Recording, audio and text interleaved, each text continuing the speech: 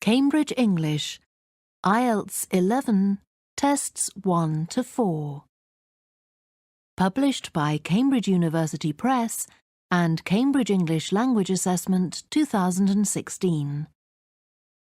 This recording is copyright. CD 2. Test 3.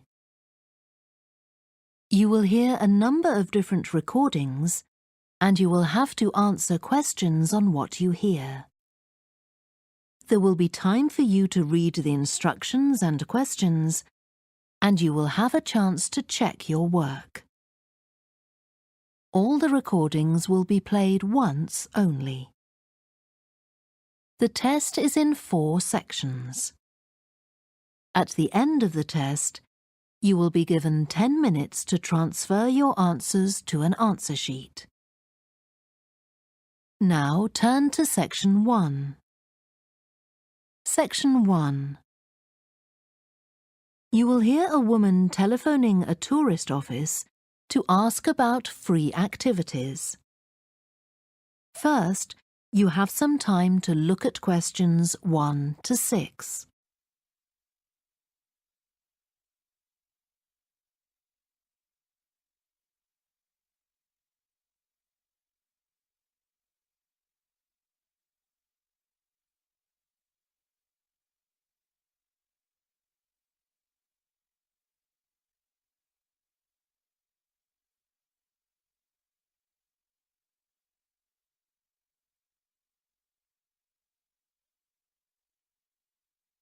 You will see that there is an example that has been done for you. On this occasion only, the conversation relating to this will be played first. Good morning, this is Burnham Tourist Office, Martin speaking. Oh, hello. I saw a poster about free things to do in the area, and it said people should phone you for information. I'm coming to Burnham with my husband and 2 children for a few days on June the 27th, or possibly the 28th, and I'd like some ideas for things to do on the 29th. Yes, of course. The date that the woman wants information about is the 29th of June, so the letter C has been circled. Now we shall begin. You should answer the questions as you listen because you will not hear the recording a second time. Listen carefully and answer questions 1 to 6. Good morning, this is Burnham Tourist Office, Martin speaking. Oh, hello. I saw a poster about free things to do in the area, and it said people should phone you for information.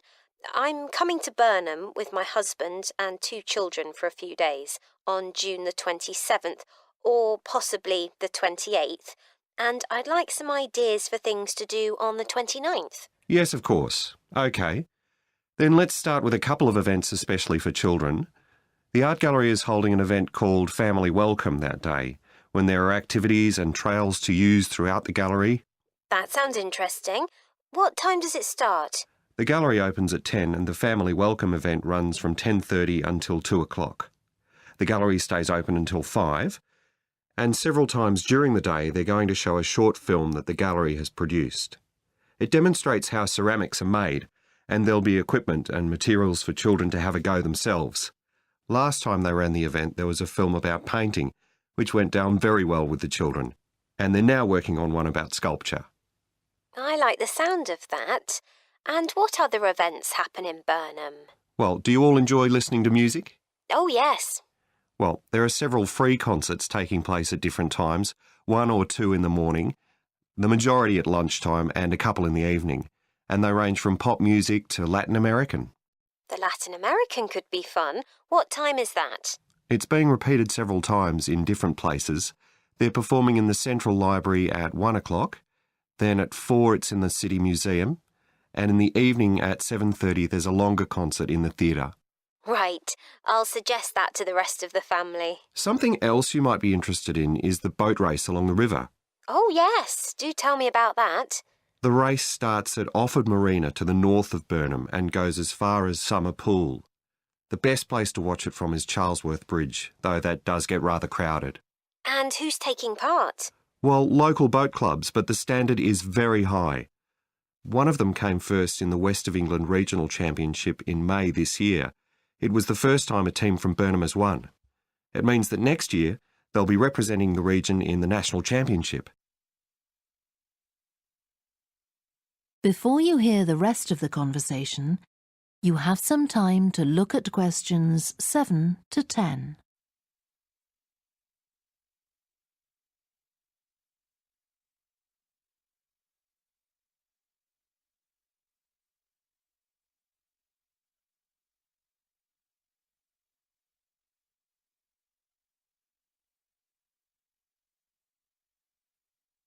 Now listen and answer questions 7 to 10. Now, I've heard something about Paxton Nature Reserve. It's a good place for spotting unusual birds, isn't it? That's right, throughout the year. There is a lake there as well as a river, and they provide a very attractive habitat. So it's a good idea to bring binoculars if you have them. And just at the moment you can see various flowers that are pretty unusual. The soil at Paxton isn't very common. They're looking good right now. Right. My husband will be particularly interested in that. And there's going to be a talk and slideshow about mushrooms, and you'll be able to go out and pick some afterwards and study the different varieties. Uh-huh. And is it possible for children to swim in the river? Yes, part of it has been fenced off to make it safe for children to swim in. It's very shallow and there's a lifeguard on duty whenever it's open. The lake is too deep, so swimming isn't allowed there. OK, we must remember to bring their swimming things in case we go to Paxton. How long does it take to get there by car from Burnham? About 20 minutes, but parking is very limited, so it's usually much easier to go by bus, and it takes about the same time. Right. Well, I'll discuss the options with the rest of the family. Thanks very much for all your help. You're welcome. Goodbye. Bye. That is the end of section 1. You now have half a minute to check your answers.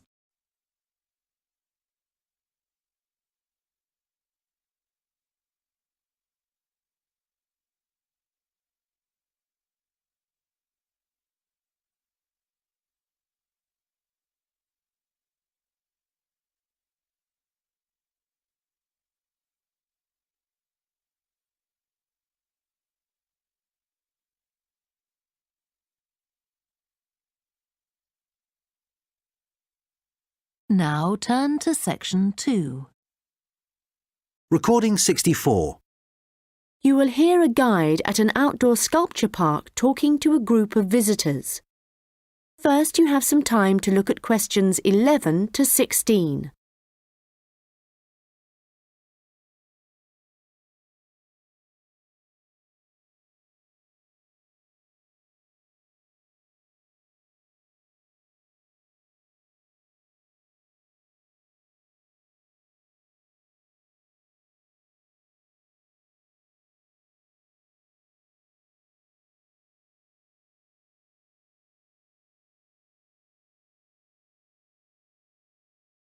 Hello everyone and welcome to the Anglia Sculpture Park.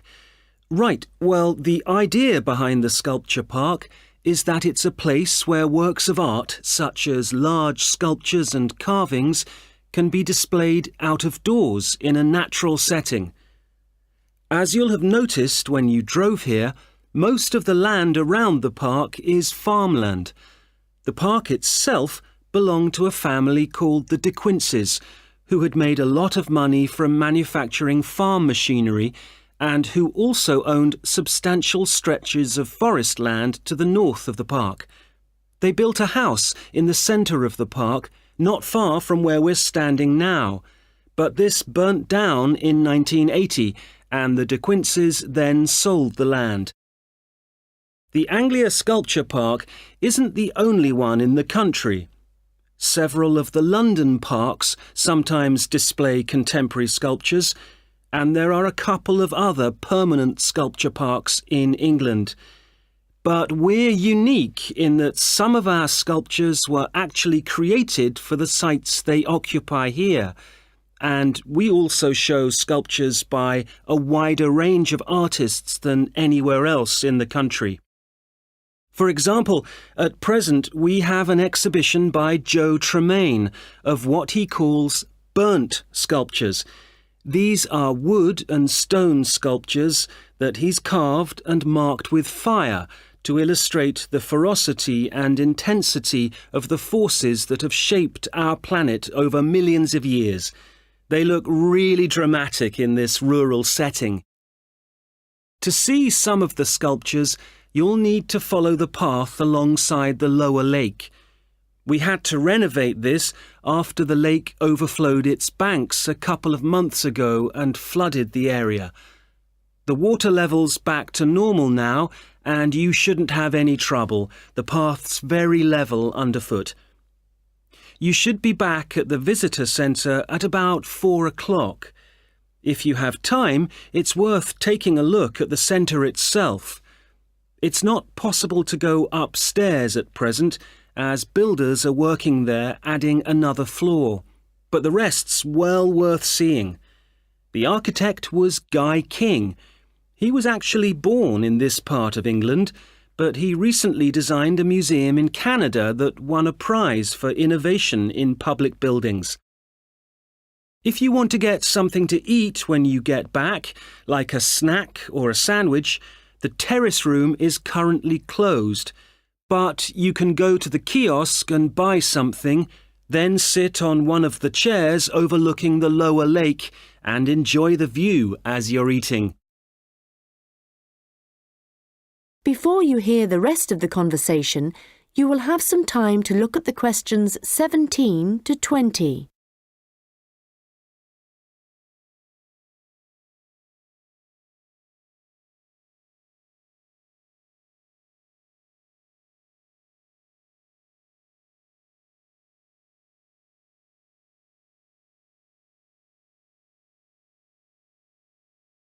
Now listen and answer questions 17 to 20. Now, let me just tell you a bit about what you can see in the sculpture park.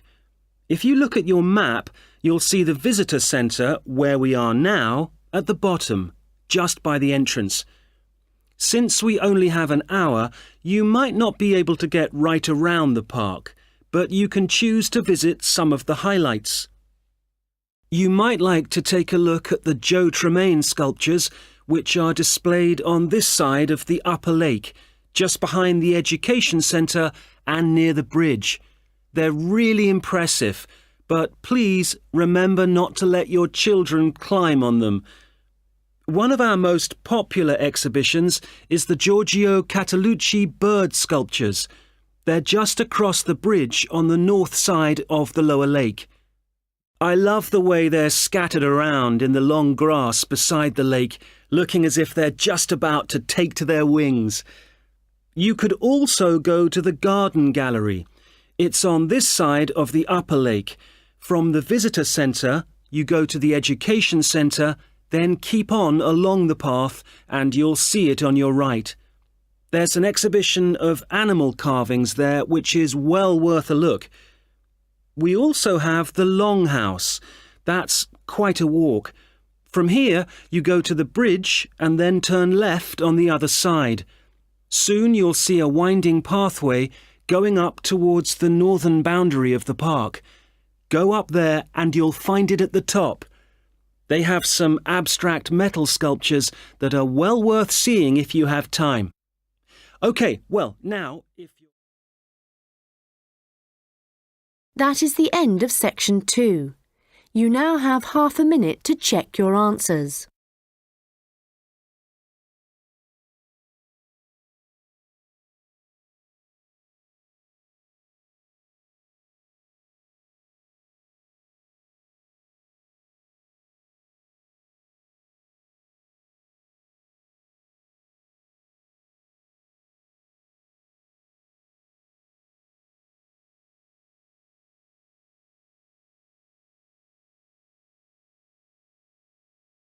Now turn to section 3. Section 2. You will hear an introductory talk about a new agricultural park. First, you have some time to look at questions 11 to 14.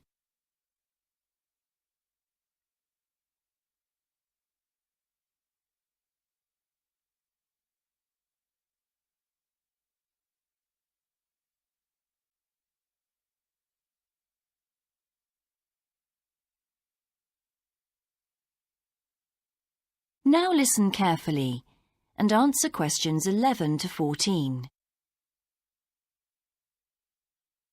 Welcome to Greenvale Agricultural Park. As you know, we've only been open a week, so you're amongst our first visitors. We have lots of fascinating indoor and outdoor exhibits on our huge complex, spreading hundreds of hectares. Our remit is to give educational opportunities to the wider public, as well as to offer research sites for a wide variety of agriculturists and other scientists. Let's start by seeing what there is to do. As you can see here on our giant wall plan, we are now situated in the reception block here.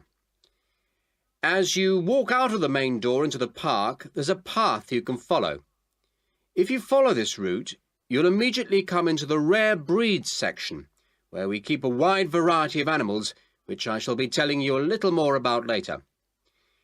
Next to this, moving east, is the large grazing area for the rare breeds. Then further east, in the largest section of our park, is the forest area. South of the grazing area, and in fact just next to the reception block, is our experimental crop area. In the middle of the park, this circular area, is our lake. These two small rectangular shapes here are the fish farms where we rear fish for sale. To the east of those is the marsh area, which attracts a great many migrant birds. In the southeastern corner, beyond the marsh, is our market garden area, growing vegetables and flowers. Before you hear the rest of the talk, you have some time to look at questions 15 to 20.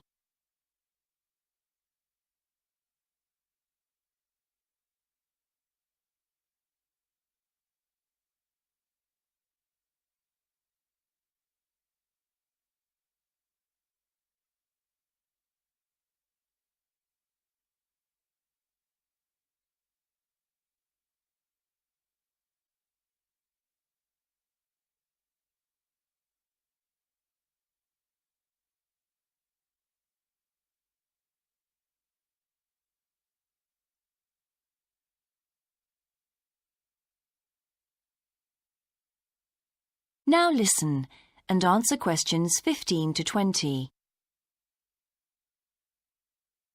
All these areas can be visited by the general public for almost all the year. Although, please take note of the large signs at the entrance to each area, which tell you when certain areas are being used for particular controlled experiments and are therefore temporarily out of bounds to the public. You can see for yourself what a huge area the park covers, and a key question is always, how can we move around? Well, you have a choice of means, all environmentally friendly. Cars are banned in the park. We have bicycles, which you can hire behind the reception block here. The healthy ones of you can go on foot. And finally, there's our electric tram, powered from solar cells. You find more information about this at the front entrance. A good place to start on your tour is the rare breed section. We keep goats, sheep and hens and other kinds of poultry. We're also thinking of bringing in cows and horses, but we do not as yet have facilities for these bigger animals. The animals are fed in public twice a day and a short lecture given on their feeding habits and nutritional needs. These are very popular with the public, but of course we mustn't lose sight of the main purpose of having this section, not as such to preserve rare animals, but to maintain the diversity of breeds, to broaden the gene pool for agricultural development. Greenvale changes with the seasons, with different events happening at different times of the year. May will be perhaps our most spectacular month, with the arrival of the Canada geese, and when our fruit trees will be in full blossom. but there are interesting events on all year round. For example, John Havers, our expert fly fisherman, is currently giving displays on the lake. Each of the sections has its own seasonal calendar, and please consult the summary board at the main entrance. And the final section, as we return to the reception blocks, is the orchard. Do take time to browse round our shop. There's a wide selection of books on wildlife, some of them written by local authors, and the history of farming, including organic farming, something which the park will be diversifying into in the coming months. That is the end of section 2. You now have half a minute to check your answers.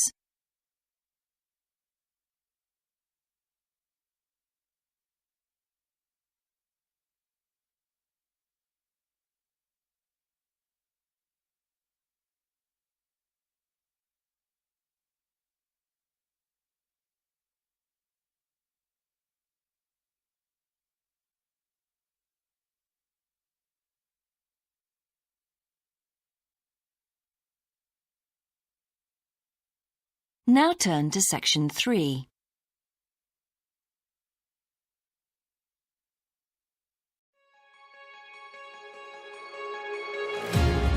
I